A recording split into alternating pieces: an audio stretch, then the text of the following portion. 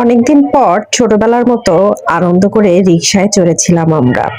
ঠিক ছোটবেলায় আমি আর আমার বোন এমন করেই বিভিন্ন জায়গায় ঘুরতাম রিকশায় করে।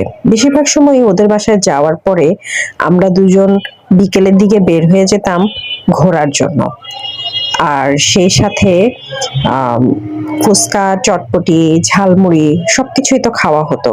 তো অনেক, অনেক দিন পর আমি, আমার বোন, আমার ভাগ্নি সবাই মিলে একসাথে ঘুরতে বের হয়ে রিকশায় চড়ে ঠিক সেই ছোটবেলার দিনগুলোর কথা মনে পড়ে গেল। বারবারই বলছিলাম, যদি ঠিক সেই ছোটবেলার দিনগুলোতে ফিরে যেতে পারতাম, কত না মজা হতো, তাই না? ফুচকা খেতে আমরা মেয়েরা সবাই মোটামুটি বেশ ভালোবাসি। আর এরকম রাস্তায় যখন আমরা দেখি ফুচকা বানাচ্ছে তখন তো আসলে লোভ সামলানো খুবই কঠিন হয়ে যায়। আমরাও কিন্তু এর ব্যতিক্রম না। সেদিন আমার বোন বাসায় আসার পরে আমরা গিয়েছিলাম বাহিরে ঘুরতে।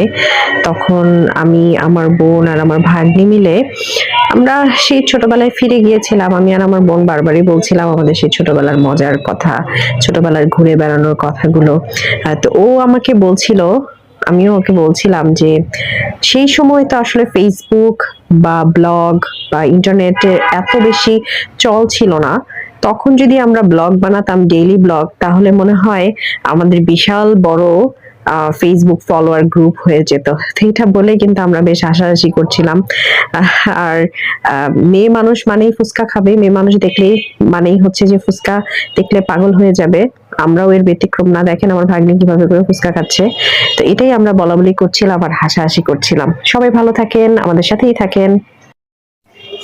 হাওয়াই মিঠাই দেখলেই ছেলেবেলার কথা মনে পড়ে যায়। ছেলেবেলায় হাওয়াই মিঠাই খেতে অনেক বেশি ভালো লাগতো। আর আমার ভাগ্নিকে দেখে আমরাও আমাদের ছোটবেলায় ফিরে যাই, যে আমরাও এরকম করে হাওয়া মিঠাই খেতাম, হাওয়াই মিঠাই নিয়ে মজা করতাম। আমাদের সকলেরই বোধহয় ছোটবেলার এই হাওয়াই মিঠাই, কটকটি কিংবা ফুচকা খাওয়া, ঝালমুড়ি খাওয়া নিয়ে অনেকেরই অনেক মজার মজার কাহিনী রয়েছে। আর যখন আমরা বড় হয়ে যাই তখন অনেক বেশি করে চাই ছেলেবেলাটা ফিরে পেতে। আর যখন আমরা ছেলেবেলায় থাকি, ছোটবেলায় থাকি, তখন আমরা চাই খুব দ্রুত বড় হয়ে যেতে। কি একটা অবস্থা, তাই না? আমার যেমন ইচ্ছে করে এখন আমার সেই ছোটবেলায় ফিরে যেতে। আর যখন খুব ছোট ছিলাম তখন মনে হতো কবে বড় হব, কবে বড় হব, এটা ছিল একমাত্র ইচ্ছে।